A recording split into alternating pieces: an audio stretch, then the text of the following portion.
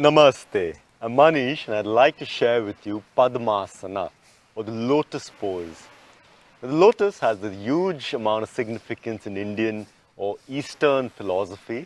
It grows in the mud, comes out through the water and is the most beautiful flower coming out of this dirty mud, and therefore it has a huge significance as an idea that we live in the world but we can aspire to be something beautiful.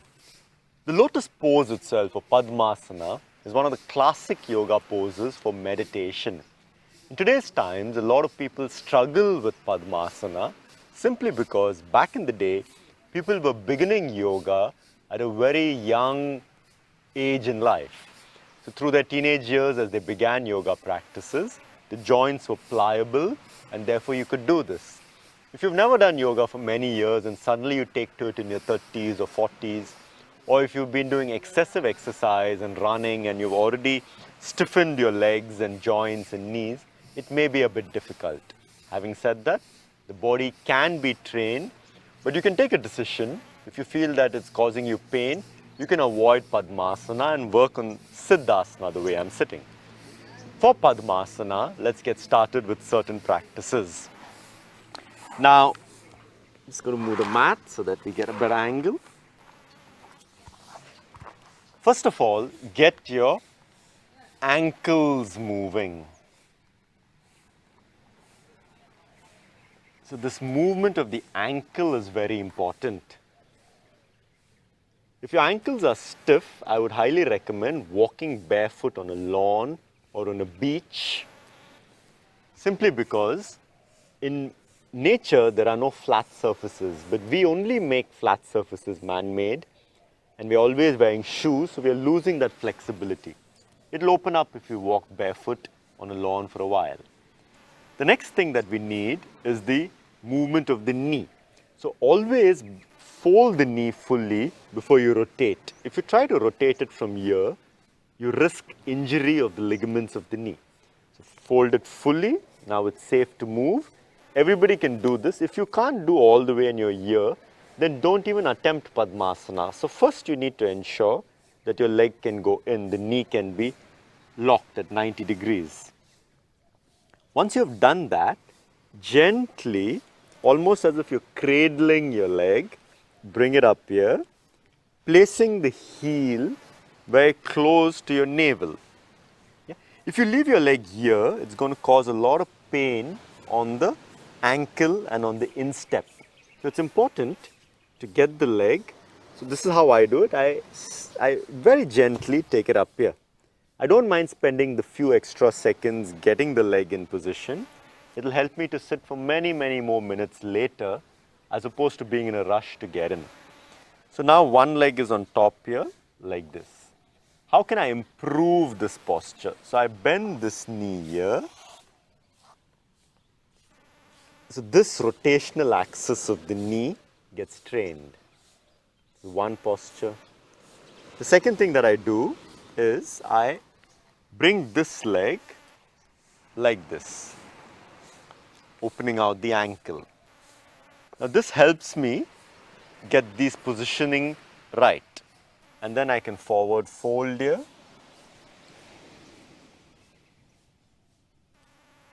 So my knees start to get ready for Padmasana itself.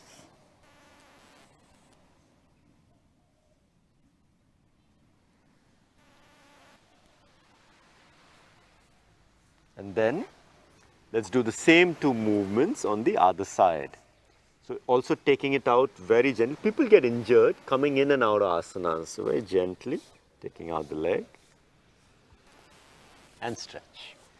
Now we'll do the same thing on the other side. Bring the leg up, lock it. Once you've almost, as if you're cradling the leg into position,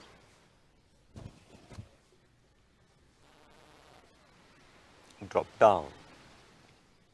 Now that it's in this position, bend the other knee. So this knee gets the time to open up. We don't have to be in any rush with Padmasana. Bring this leg here. As this ankle opens up, very, very slowly start to drop down.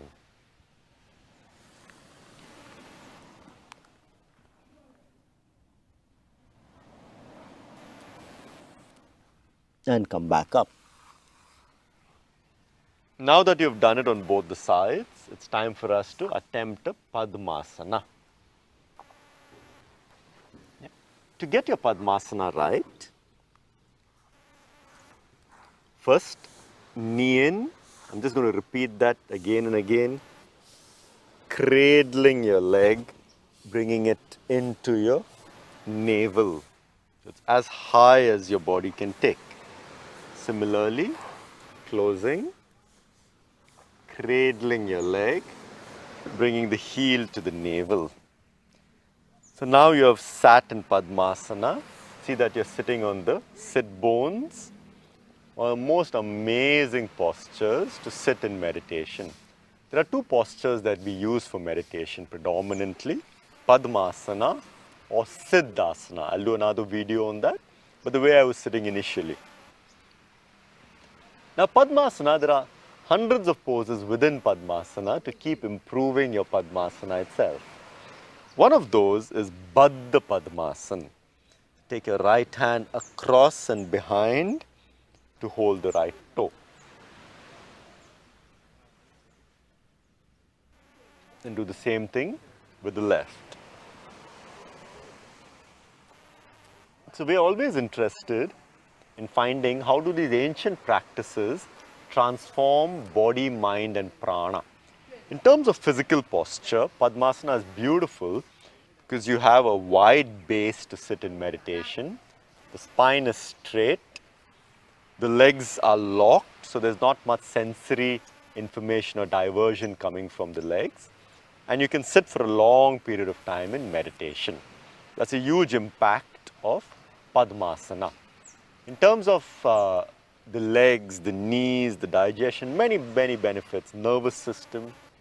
For the mind becomes very focused, calm, stress stays away. In terms of prana, the posture enables the spine to be straight, so energy or prana can rise up through the spine. Now this is critical for the practices of meditation, what you call as Kundalini energy, or just energy, it's better to understand it as prana, can rise up the way it should. Now for Baddha Padmasana, we have done either hand, now we'll do it together. So holding your big toes. Very beautiful posture to improve your Padmasana. Similarly, certain poses are done. We'll do Gupta Padmasana. Secret Padmasana, Gupt, hidden. You come up on your knees, drop your body down and place your hands in a namaste behind your back.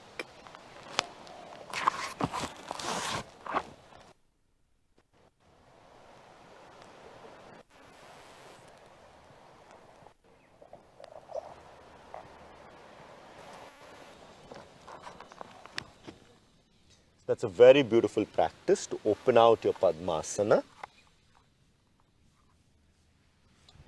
And you can do this as a forward fold.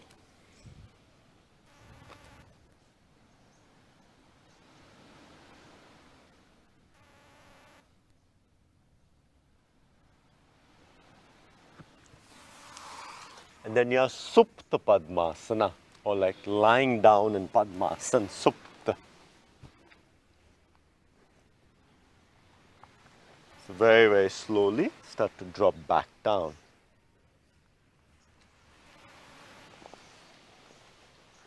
And as you start to relax your body, you'll find that your knees start to drop down.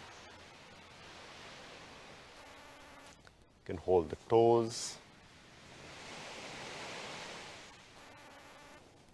As you find that your knees have dropped down, this is Supta Padmasana.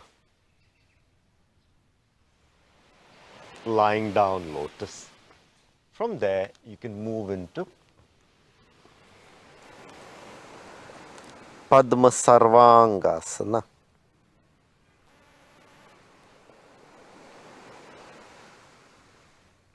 Twist, twist, bringing the knees down.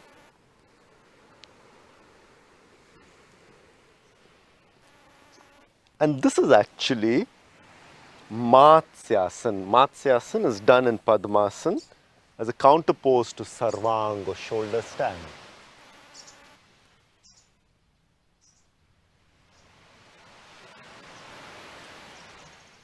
Looked upon from the top, it resembles a fish, so that's why Matsya, the tail of the fish and the upper body. So Padmasana is one of the most iconic yoga poses. And if you're really serious about meditation, you either invest the time training in Padmasana or in Siddhasana. I wish you all the very best on this journey. Please do let me know how Padmasana is transforming your body, mind, energy, and just in general your life itself.